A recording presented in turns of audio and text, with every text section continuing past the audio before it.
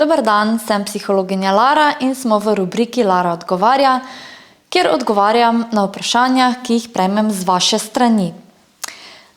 Danes odgovarjam na vprašanje, ki se glasi: kaj storiti, ko se bivši partner ne drži dogovorov pri izvajanju stikov z otrokom?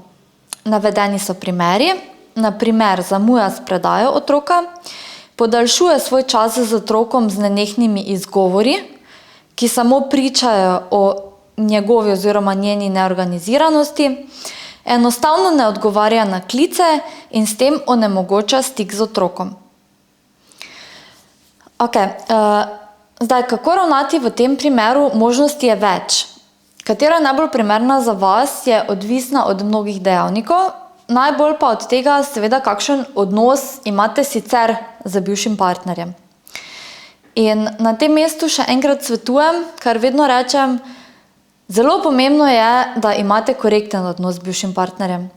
Tako da, če še niste, dajte poskrbeti, da zgladite odnose z bivšim partnerjem, da bodo vsaj spoštljivi, predvsem pa sodelovalni, ker potem je vse drugo lažje. V tem konkretnem primeru, ko se partner ne drži dogovorov, imate možnost ena, ki je seveda najbolj idealna in najbolj zaželena in najbolj enostavna, to je, da se z bivšim partnerjem pogovorite in dogovorite. To je seveda možno v primeru, ko so odnosi koliko toliko okej.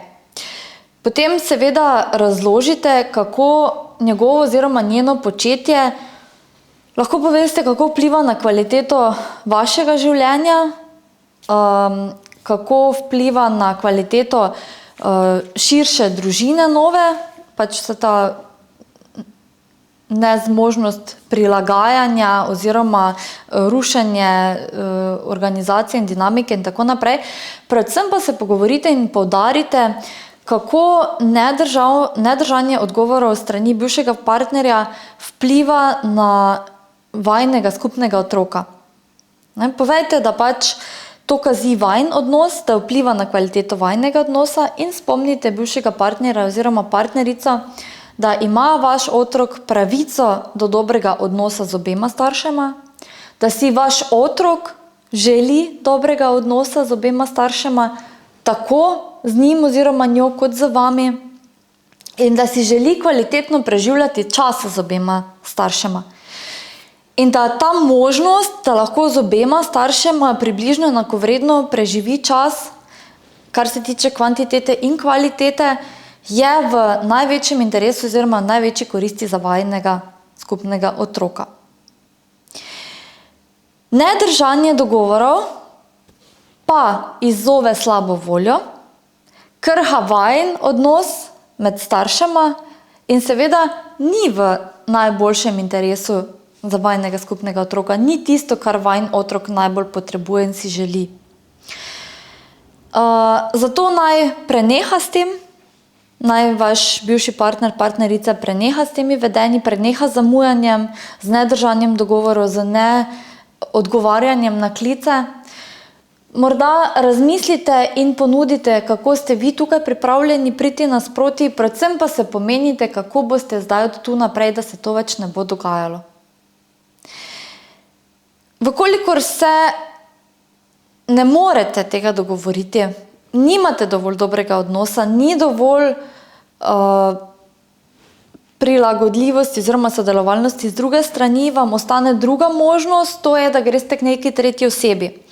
Na primer, lahko greste na mediacijo, lahko greste k terapevtu, greste k neki tretji osebi, ki je objektivna in usposobljena za to, da vama pomaga priti na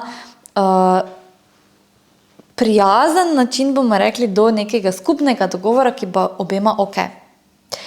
Ker je tu seveda še vedno tretja možnost, da takšen dogovor dosežete po pravni poti. To seveda pomeni na sodišču, to seveda pomeni, da ko otroka ni takrat, ko bi moral biti, se pokliče policija, se pripravi zapisnik in tako naprej, ampak, vkolikor otrok ni telesno ali resno duševno ogrožen, vam močno svetujem, da se izognete tej opciji. In vi kot starš veste, kdaj je vaš otrok ogrožen. Začutite to. Tako da tukaj dajte svoje zamere in svoj ego na stran in res pomislite, kaj je v največjem interesu otroka. In skoraj prepričana sem, pa v zelo redkih primerih je ta pravna pot tisto, kar vaš otrok potrebuje. Vsakim izmed teh 3 navedenih primerov pa vam na srce polagam nekaj.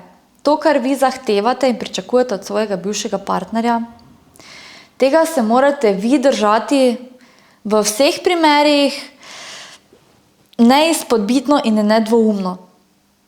Ker če boste vi enkrat prekršili dogovor, potem bo to samo podlaga za podajanje ping-pong žogice oziroma serviranje argumentov.